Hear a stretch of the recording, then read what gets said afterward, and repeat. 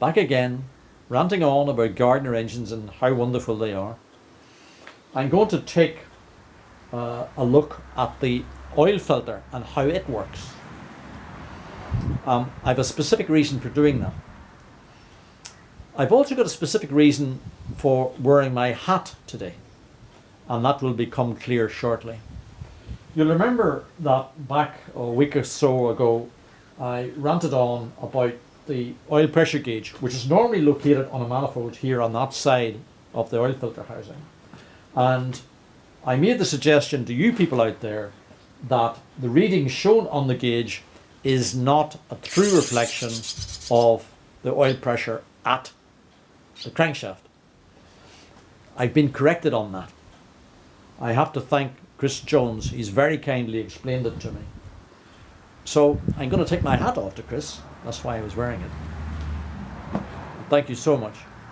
So, to elaborate then, and to repeat, the oil pressure is coming up here. If it's high enough, the valve lifts. The oil simply flows through a port here, through the filter, out the top, and off to the crankshaft. So the gauge located here is measuring the true pressure at the crankshaft and is really quite an accurate reflection of the health of the crankshaft. If the crankshaft's worn or the shells are worn, the oil will leak through too quickly and the pressure on here will drop. Now, just to consider that in a little bit more detail. This is the filter. You'll notice the filter has quite a strong spring on the top here. The filter pops down in there. This lid goes on the top and forces that down by virtue of this quite beautiful domed head nut here.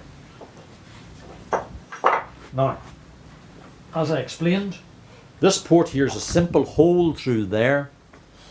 If you look in here carefully, just there, you'll see a port there as well. You'll also notice this channel here, which is cast into the filter housing. So the oil actually goes out through that hole, down through that casting, down through that channel, out there and off to the crank shaft. So this actually made it clear to me that you've actually got, in effect, two valves there. You've got this valve here, which we've recognized already, but this sealing surface here, this rubber sealing surface, seals against a smooth surface on the inside of the casting here. So what will happen is, if the pressure gets too high, the whole filter lifts up. The oil then no longer needs to go through the filter. It can actually escape out through that port that I showed you and off to the crankshaft. The thinking here from Gardner, as I understand it, is if the filter ever became blocked, completely blocked, at least the crankshaft will get some oil. So that's really quite clever on the part of Gardner. So again, thanks very much to Chris for pointing that out. I'm really very grateful to him. This is a schematic of the oil pressure distribution in a Gardner.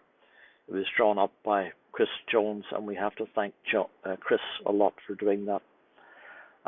This is also Chris's electrical version of the same pressure distribution. Thanks again to Chris.